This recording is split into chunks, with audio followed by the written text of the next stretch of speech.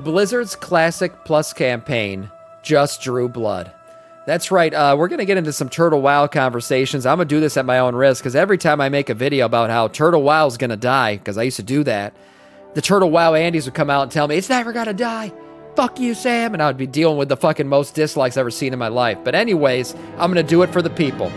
Turtle WoW. A fabled tale of a server that is now dead. Now, here's the thing about Turtle WoW, and I said this a while ago, that we would know Classic Plus was coming when Blizzard kills Turtle WoW.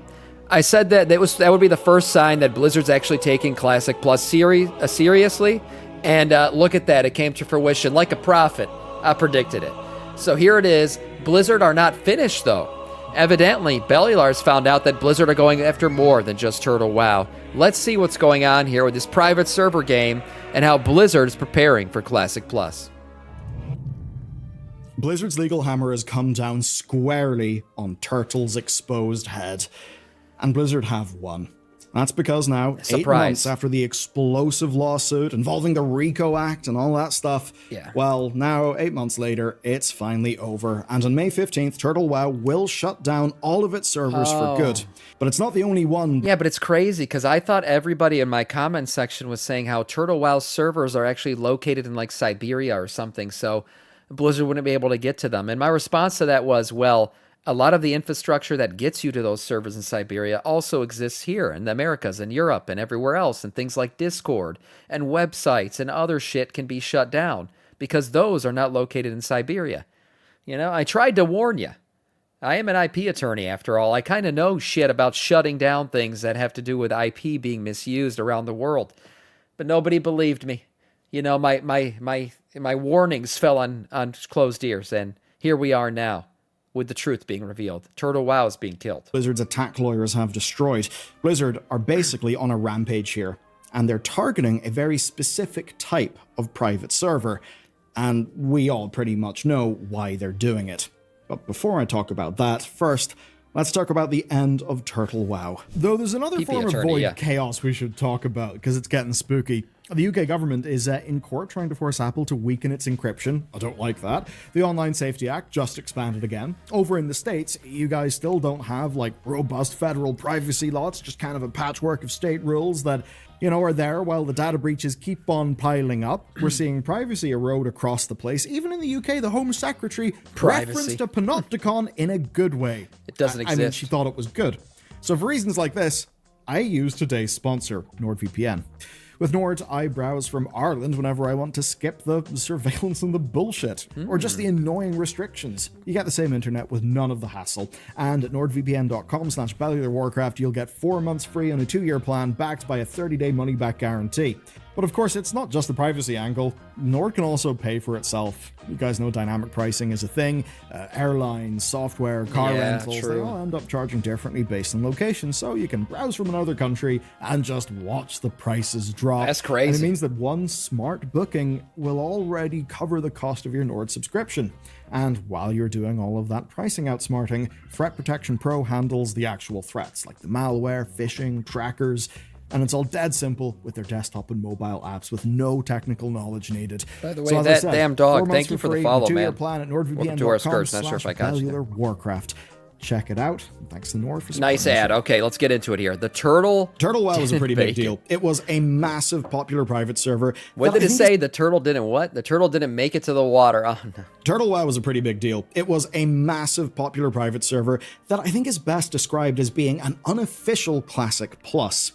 Everyone who played it basically has praised it for the tons of new vanilla-like content.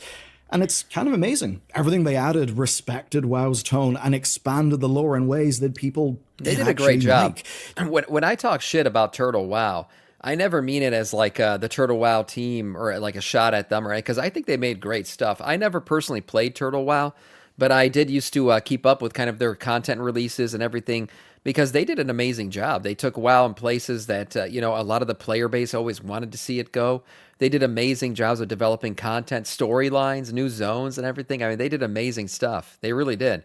I just always kind of criticized Turtle WoW and the player base forever thinking that it was going to last forever. I mean, they were always playing on borrowed time. Eventually, they were going to get too big for their own good, right? Fly too close to the sun, or Blizzard was going to want to do it themselves, and they were going to axe Turtle WoW. You're not going to compete against somebody who's illegally using your own IP to compete against you. It's just not going to happen. So I used to always say that, and people would get mad at me if they were Turtle WoW enjoyers, saying that no, it's not true, and they're going to last. It's going to keep going forever. It just never was going to happen. Their grave was already dug the day they launched the servers. It was just a matter of when Blizzard was going to shoot them in the back of the head and throw them in it. GMs were active and visible like they kind of were back in the day with real World of Warcraft. They were really good at fighting bots, actually, which was a bad look for Blizzard, who were struggling with bots. But basically everywhere you looked, people were saying that they were doing Classic Plus exactly like we've all wanted from Blizzard. And it turns out that got them results to the tune of 500,000 players. That's crazy. That's pretty huge. Yeah, that's crazy. But, of course, the fact that we even know that was one of Turtle WoW's single biggest mistakes. That's because they clearly thought they were invincible. And not just through sheer hubris. They had servers in Asia, they had a leader in Russia. They were making money. They were posting shit all over the place. They would directly take shots at Blizzard on social media. I mean, yeah, they got pretty brazen swinging their cocks around on social media, not knowing that the axe was coming. And that meant that they just believed the law didn't really apply to them. So much so, actually, that before the lawsuit, they were even poking the official Blizzard account on X in public. They were basically taking the piss out of them. Now, that drew a hell of a lot of attention. Sure in many ways, that attention was great for the Turtle WoW wallet. But of course, it's not exactly the kind of... It's not pre-watched, all right? I kept up with the damn story. Why does my preparation... my always preparedness for WoW news and all the things that is WoW always get used against me. Unbelievable. It's not pre-watched, all right? It's the fucking meta comment of the year. Jesus Christ. Attention you want if you want to avoid scrutiny. So, Blizzard were clearly onto them, but Blizzard first needed to build themselves a legal case. And they sure did. Not that Turtle seemed to care about that for what it's worth, because even after the lawsuit came down, Turtle just kept going, saying that they'd weather the storm. Now, their last big move was an open letter to Blizzard, one asking to work together on fan-licensed servers, which is obviously an interesting idea, but also one that did not pan out. And as much as there was a lot of feel-good vibes in their open letter, there was also a lot of interesting framing of other private server initiatives that... didn't really pass scrutiny. Yeah, this was never going to work. I mean, they were on their knees begging for mercy after they had been fucking around. Like, they picked a fight with Blizzard, and then when Blizzard turned around and wanted to fight them, they were like, wait a minute, hold on, please, don't end me. And that wasn't going to work. But let's go to the fact that they were making money off of this shit, too, was really the nail in the coffin. I mean, there was no way Blizzard was going to let that shit happen. Zero chance. They were literally... I mean, if Blizzard comes out with their own classic servers, they're essentially taking money out of Blizzard's pockets at that point. And by the way, DJ, I find your comment to be hilarious. Don't worry about it. Current day, because now Turtle has actually been ordered to shut down. What's happened is that AFK Craft, the legal entity believed to operate Turtle, has now got to stop all operations related to the server, and all operations related to anything Blizzard or anything WoW. And that means that with no other servers, no successors, no passing code off to another party, no forum posts advertising other servers, just nothing. They're not allowed to do any of it. Yeah. And the same actually goes for Josiah Zimmer. He was their American marketing lead, and he was also their weak point. Because Blizzard is an American company. And that meant that in him, they had an American that they could legally dogpile. And it actually seems that worked. Waste to this realm. Thanks for the follow on the camp. Quite simply, it's game over and Blizzard won. Now, of course, in all this legal stuff, there are other defendants that this doesn't apply to, but that's actually where the settlement comes in. Now, sadly, we don't know the teams that they decided on or if any money changed hands, but we do know this. Blizzard and the court consider it all to be done, and the lawsuit will be closed in June. And of course, now the Turtle has announced their shutdown, it does actually look like a complete Blizzard victory. Yeah, of course. But you may be thinking, okay, but will it stay a victory? And to what end? Get ready for will this stay a victory for Blizzard? Well, Zimmer and AFK Craft are the only two defendants actually caught by this judgment. The other people behind Turtle, who are of course way less exposed to American courts, could totally just pick up new aliases and try all this again. They could. And really, it wouldn't be the first time that many of them have done just that. So in theory, a new AFK... They could, but they basically lost their luster of being invincible. Like, the thing about playing an MMO is you put a lot of time into this shit. And the fact that your character could be deleted at any moment is just going to stop people from playing. So that's the truth. Like, if they relaunch a new classic server, and Blizzard also is launching their own real version of Classic Plus, you're just going to you're not going to have the same popularity anymore on the fake classic server, because everybody knows those days are, the end is coming. The end is nigh. It's going to end at some point, so why invest your time into something where it's going to be over? At any moment, your entire progression of your character could be dead, and instead, you could just play the real deal. Blizzard's offering a Classic Plus, and, your character will live on forever. Warcraft could be up and running another private server, hell, by the end of the month. And maybe they've already started. You see, whenever Blizzard hit them with the lawsuit, it actually wasn't just about Turtle. What Blizzard alleged was that the leaders of Turtle were running a full-blown mafia out of private servers. Now, our own research turned up a whole bunch of evidence that does actually back that claim up. Basically, the people in charge were knowingly using passionate developers to just make themselves rich as hell from cash shop sales. That kind of thing has almost been an open secret in private server communities. We've seen leaked private messages showing leadership shit-talking their audience, ignoring Europe to focus on China to make more money, and all sorts of other behavior like that isn't really a good look. And that means that this wasn't just a passion project, it was also a full-blown business. An illegal black market business at that. And to take it even further, one of the leaders is even said to use their position to spawn gold in their servers for gold sellers to sell. Of course, for a price. So they're basically just generating gold, exchanging some money, and then that gold is getting sold on. Now, of course, with free money like that, the chances of them fully disappearing forever are kinda slim. I mean, they found themselves a bit of a money printer.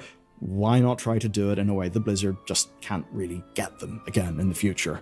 Now, of course, we don't know everything. I wish we had the documents that Blizzard have, but look, even what we've seen, which is surely not everything, is still pretty damning. So anything that Blizzard got via the discovery process must be pretty damn juicy. And in a situation like this, discovery is absolutely vital. It's one of the key parts of the process where Blizzard legally gets access to files from the American defendant in the case. That basically means emails, Discord messages, finances, everything. So anything shared with that individual would have been seen by the courts. And I'll tell you why all this has my eyebrow raised, right?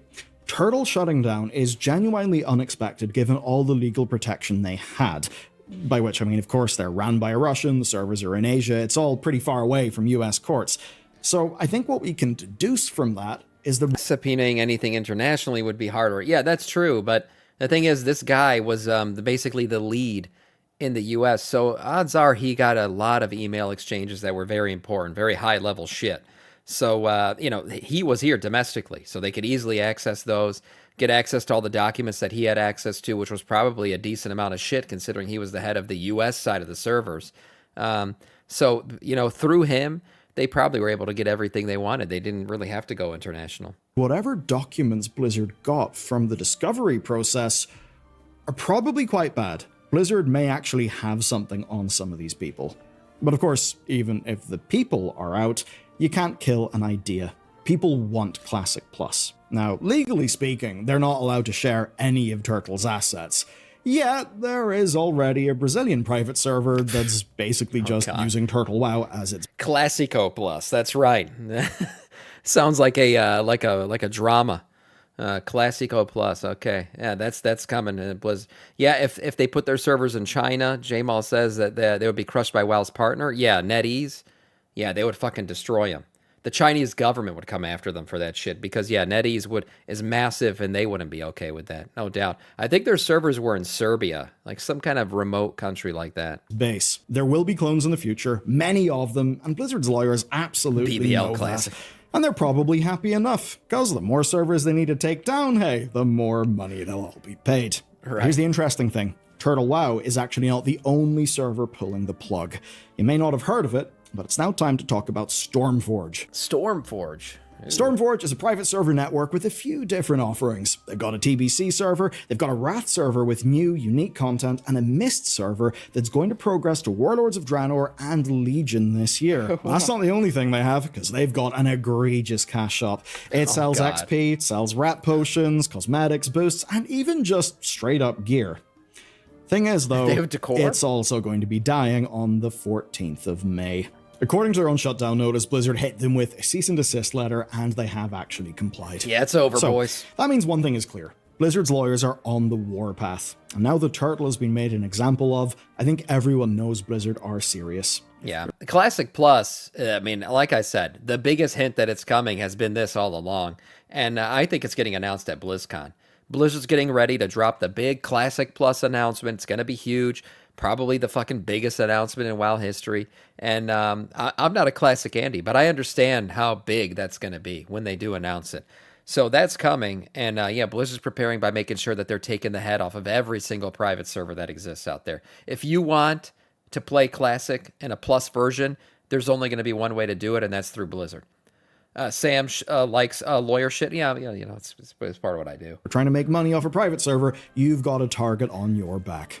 And that brings me to the last major private server project that I think we need to cover, which is Ascension. And if I were Ascension, I'd start thinking about my exit plan. Ascension. Oh, another private server. As of the time of writing, Blizzard have not yet taken down Ascension. Now, there's a few possible reasons for that. One is that they just feel untouchable, like Turtle did. But Project Epoch is another Classic Plus server that also got hit by Blizzard last year at the same time as Turtle, and like Stormforge, they folded to a cease and desist letter without it actually going to a full lawsuit. Yeah. But unlike Stormforge, they didn't actually stop, and that's where Ascension comes in. Now, Ascension is the classless ARPG like WoW project. It's honestly pretty cool from just a development perspective, and what happened is that Ascension took over Epoch, which is a fairly gutsy move because it places them squarely in Blizzard's sights. What the hell? And, well, things are actually going to get a little bit worse. The private server world has acquisitions now? What the heck? Acquisitions and mergers? Are gearing up to a launch called Conquest of Azeroth, which is set to be a vanilla experience with a ton of custom classes. And literally right now, as I make this video, they're even selling access to the alpha. And that means they're selling access to the... Who's buying this shit? Is there really like that many people that just want these odd ends classic servers? What the hell? They're buying access to the alpha? That it's another full-blown business using Blizzard's IP to make bank. Now that they're carrying on with this so brazenly is obviously a sign that they think they're invincible as well. Of course, I wouldn't be surprised to see them in the news before too long. Now obviously, Blizzard would just nuke all of these things if they could. Well, Blizzard have only got so many lawyers. So here's another question. Why did Epoch, Turtle, and... If they had their own IP and indie studios, they could probably do great work. Yeah, look, I don't doubt it that some of these companies, or these tech companies, some of these, rip-offs of WoW, maybe they've got talent. Clearly, the Turtle WoW team had talent, right? They knew how to make some really cool content out of the game. The problem is they're building off of the backs of Blizzard and what Blizzard did. You're saying they could develop their own IP. That's the hardest part. Building from the ground up, all the R&D, all the cost, and everything that goes into building a game from the ground up, especially an MMO, we've seen it with many failed MMOs. That cost is high. And the reason why they didn't do it is because of that. So instead, they took what Blizzard, all the hard work Blizzard did, and then started building on top of it. It's what a lot of Chinese, rip-offs do, right? They take American R&D, Americans front the cost of all the research and development and everything, and then some random Chinese spin-off will take all that shit and just build up on top of it a little bit at no cost to them, and then sell it at half the price and undercut the original people who invested all the money to create the product in the first place. That's a classic move from outside of the country. That's what they'll do. So that's the same thing was going on here. Now, could they build their own? Maybe, but it would take a lot of upfront costs, and then you're risking, is it going to be successful and all that other shit? And that's why they didn't do it.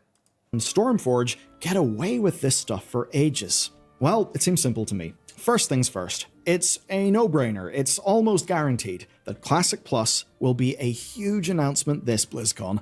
Blizzard have basically teased that themselves. Now, we've got no official idea what that'll look like, but what we do know is this. Whenever it launches, every Classic Plus-like server will be in direct competition with a real WoW product sold by Blizzard. Right. Blizzard is selling Classic Plus, and a private server is also selling Classic Plus. Blizzard will obviously just kill that private server. Yeah. That's why Turtle's dying. So if you ask me, I think this is Blizzard clearing the field before their official Classic Plus launch. Agreed. They're killing off the competition, and they're making sure that the only offering in the market is theirs. As they should. Now that does sound really dastardly, but obviously, They're right. like, World of Warcraft is theirs. Yeah. It's not some open source MIT licensed project. It's actually their thing. They've invested probably like, I don't know, $1 billion plus into the damn thing. Yeah.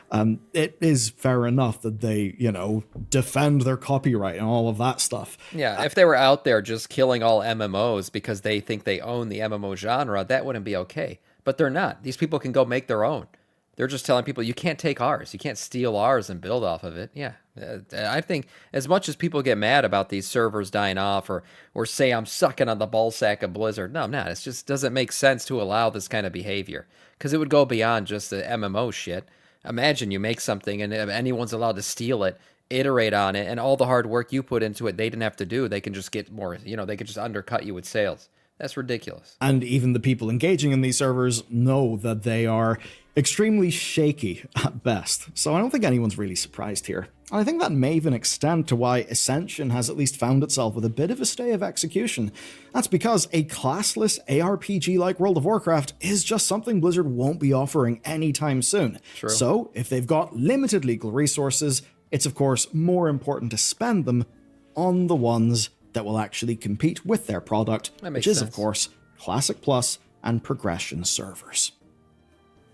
It's obvious Blizzard are doing all of this to pave the way for Classic Plus. Right, Anar. Now, this is something that Holly hyped up. She hyped it up pretty hard, actually, and we know that Classic, as it stands, has pretty much been a ghost town for a while. It certainly has been pretty light in content. But of course, there are still developers at Blizzard, those resources are going somewhere, and it definitely isn't on making the existing Classic products perfect, because they're not. That means everything points towards Classic Plus as a major pillar of Blizzard's plan for World of Warcraft. Yeah, no doubt. Maybe it's even their Hail Mary to revitalize the entire non-modern WoW ecosystem. Now, as things stand, we're about 140 odd days away from BlizzCon. That's when we'll see what Blizzard have in store. And if the hype around Turtle is anything to go by, the plan should be fairly simple. Alliance Elves, Horde Paladins, more zones, more quests, and more emphasis on the journey than just the endgame. There's a hell of a lot riding on their initial announcement, and I think Blizzard know that full well. That team has obviously been operating in stealth mode for a good while now. And with all the Classic Plus project surveys out there, there's clearly more than enough data showing what'll actually get people excited. Right. The only question then is, can Blizzard actually make a Classic Plus? One that's good enough to replace the private servers that they've just killed off. That's what will matter to people at the end of the day. If Blizzard wants players' money, the best thing that they can do is just provide a better product and earn the damn money. They've certainly got the money with Season of Discovery. I think it's fairly clear they've got the talent, so that means they really don't have any excuses. And you know what? I, for one, really excited for it. I think that a full Classic Plus could really be a new pillar of WoW in a way that the other Classic stuff hasn't.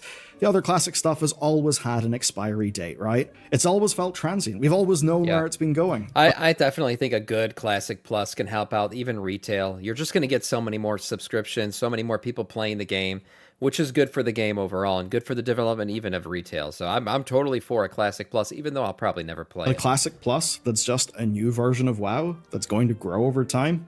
Well, that truly is a big, new, exciting experience. It's certainly one that I can see myself putting a lot of time into. So let me know where you're at with this. But next, I think there's a video you gotta watch because we have a bunch of legit respected industry analytics about World of Warcraft. And because of those analytics, we basically know how it compares to other games. So if you want to learn all about that, watch this video next. Nice, yeah. A good video. Like I said, this was kind of just, a pat on Sam's back because he saw this coming. And he told you guys this was going to happen. And it'll continue to happen. And I think all of this just means, the Classic Plus announcement in BlizzCon, wouldn't be shocked when it happens. Nice video overall from Bellular.